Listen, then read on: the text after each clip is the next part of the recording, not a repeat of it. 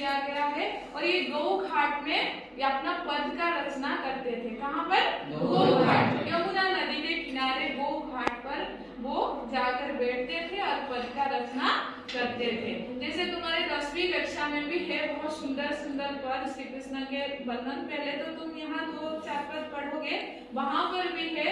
जैसे वो बोलते हैं बलराम भैया उनको चिढ़ाते हैं श्री कृष्ण को कि अरे नंद गोरे यशोदा गरी तू गत श्याम शरीर। मतलब श्री कृष्ण को वो कहते हैं अरे हमारे जो माता है, कौन है माता?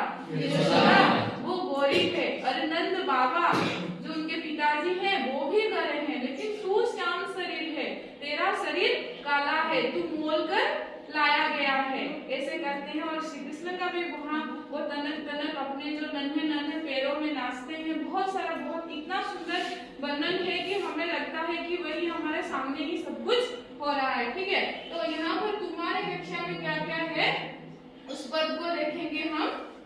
मैंने बताया भक्ति काल, आदि काल, भक्ति काल, आधुनिक काल। ये भक्ति काल के कवि और एक कवि का नाम बताओ। पहले जो पढ़े हो कवि कबीरदास, ये भक्ति काल के हैं। सूरदास भक्ति काल के हैं। उसके बाद जो कवि है कौन है? तुलसीदास, वो भी भक्ति काल के हैं। मतलब उस समय भक्ति आंदोलन हुआ था।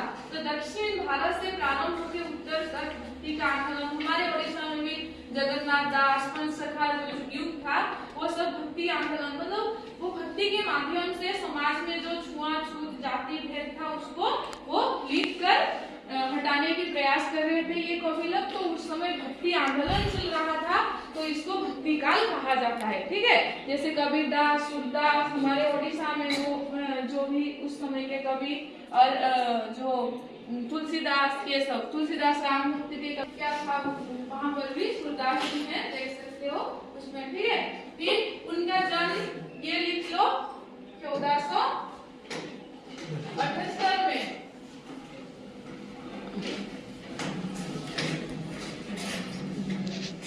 दिल्ली सीही नामक गांव में हुआ था। और वो गरीब ब्राह्मण परिवार में जन्म हुए थे।